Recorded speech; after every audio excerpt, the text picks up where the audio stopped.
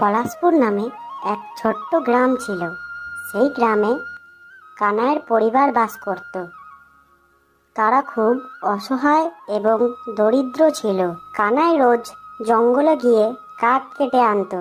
সেই কাঠ বাড়ি বাড়ি বিক্রি করে যেই টাকা উপার্জন হতো তা দিয়ে তাদের সংসার চালাতো। ওগো শুনছো, কালকে থেকে তো বাড়িতে কোনো অন্নই নাই। কি হবে? কি রান্না করব এখন? আর কাল থেকে তো দেবু কিছুই খায় নাই। এবার অসুস্থ না হয়ে পড়ে না খেতে পেয়ে দেবু। হ্যাঁ, কিন্তু কি করব বলো? কালকে দিয়ে যা ঝড় বৃষ্টি শুরু হয়েছে, আমি তো জঙ্গলেও যেতে পারছি না জ্বালানি আনতে। তা কি করে বিক্রি হবে? আজকে দেখি যেতে পারি নাকি। কিন্তু মেঘের যে আবহাওয়া হয়ে রয়েছে, মনে হচ্ছে তো একটু পরেই বৃষ্টি নামবে, ঝড়ো হাওয়া দেবে। তুমি যাবে কি করে? না না, এর মধ্যে আর বেরোতে হবে না। যাই হোক, আজকে তো যাবই আমি, না হলে খুব খারাপ অবস্থা হয়ে যাবে। বেশ, যাবে বলছি যখন, তাহলে যদি বৃষ্টি শুরু হয় তাহলে কোনো জায়গায় আশ্রয় নিয়ে নিও। ভিজো না আবার কিন্তু, ঠিক আছে? বেশ গো, আমি তাহলে যাই জঙ্গলের দিকে। দেখি কাঠ ফাট নিয়ে এসে যদি বিক্রি হয় তাহলে তো দুমুঠো খেতে পাবো আজকে।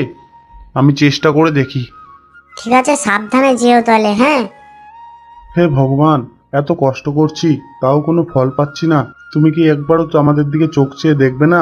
আর কতদিন আমাদের এই পরীক্ষা দিতে হবে?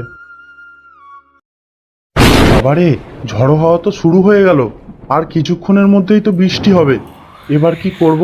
তাহলে কি আজকেও আমাদের না খেয়ে থাকতে হবে? দেবুরে, তোর বাবাকে তো বলেছিলাম যে ঝড় বৃষ্টি নামবে, যেও না এখন আর। তোর বাবা তাও চলে গেল। এত ঝড় বৃষ্টির মধ্যে কি জানি কোথাও আশ্রয় নিয়েছে কি না। দেখ আবার শরীর খারাপ না করে যায়। মা, আমার খুব খিদে পেয়েছে। মনে হচ্ছে খিদের জ্বালায় মরেই যাব। হ্যাঁ, খিদে তো পাওয়ারই কথা, কালকে দিয়ে তো কিছুই খাস নাই। বেশ দাঁড়া, ঝড়ো হাওয়াটা থামুক, পাশের ভোলা ময়রার দোকানে যে কিছু যদি আনতে পারি ধার করে, তাহলে একটুখানি দাঁড়া তুই। হ্যাঁ, ঝড়ো হাওয়াটা থেমেছে। যাই তাহলে আমি পাশের ভোলা ময়রার দোকানে, দেখি কিছু পাই নাকি।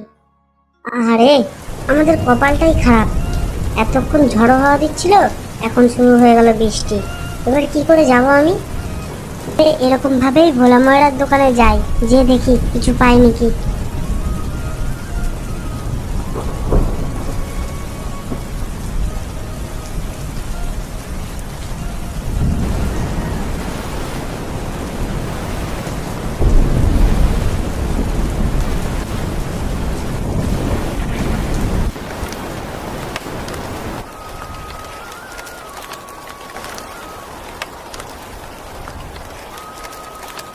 দাদা শুনছেন? বলছি আমার ছেলে কালকে দিয়ে কিছু খায় নাই, তার খুব খিদে পেয়েছে। আপনার দোকানে কি কিছু হবে? আমার কাছে তো এখন পয়সা নাই, আমি পরে এসে দিয়ে যাব। ধারে কিছু দিন না দাদা। না না, এই বৌনির সময় এখন আমি ধার দিতে পারবো না। যা যা, এখন যা।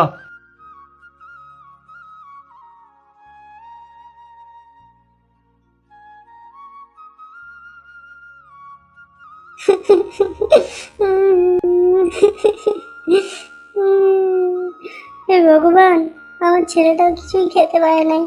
কি জানি শরীর খারাপ করে যাবে মনে হয়। এই কে কাঁদছে রে? দেখি তো গাছের নিচে কি কান্না করছে। এ কি? এ কাঁদছে কেন? এর কি হয়েছে? না, পুরো ব্যাপারটা ভালো করে দেখতে হচ্ছে তো। যাই, এর পিছনে যেয়ে দেখি তো কি ব্যাপারটা।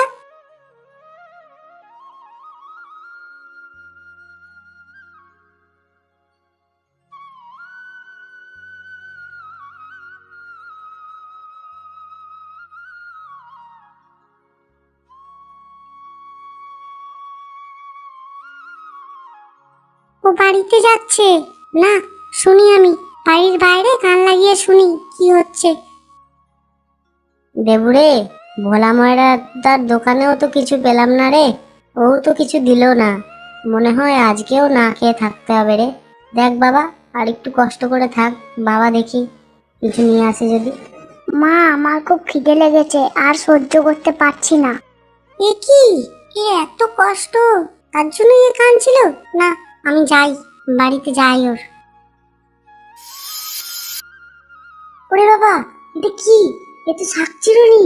ভয় খাস না রে, ভয় খাস না, আমি কিছু করব না তোদেরকে। আমি তোদের এত দরিদ্রতা দেখে আমার খুব কষ্ট লাগলো রে, তার জন্যই আমি এলাম তোর পিছন পিছন তোর ঘরে। তোরা এত কষ্টে থাকিস, আমার তোদের কষ্ট দেখে খুবই কষ্ট লাগলো। এই নে, এখন দিয়ে তোরা আর এই কষ্টে থাকবি না, আমি তোদেরকে বড়লোক করে দেব।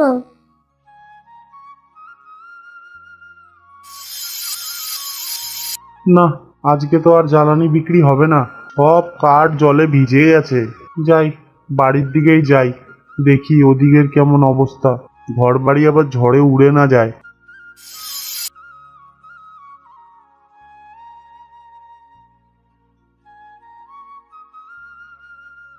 কি বাবা, জায়গাটা তো আমাদেরই মনে হচ্ছে, কিন্তু ঘরটা তো চেনা চেনা লাগছে না। তা কি অন্য জায়গায় চলে এলাম? না, আমার মনে হচ্ছে এটা অন্য জায়গায় চলে এলাম। দাঁড়াও দাঁড়াও দাঁড়াও, এটা আমাদেরই বাড়ি, যেও না যেও না। এরপর কানাইয়ের বউ কানাইকে পুরোটা খুলে বলে, আর তারপরে তারা খুশি খুশি জীবন কাটাতে থাকে।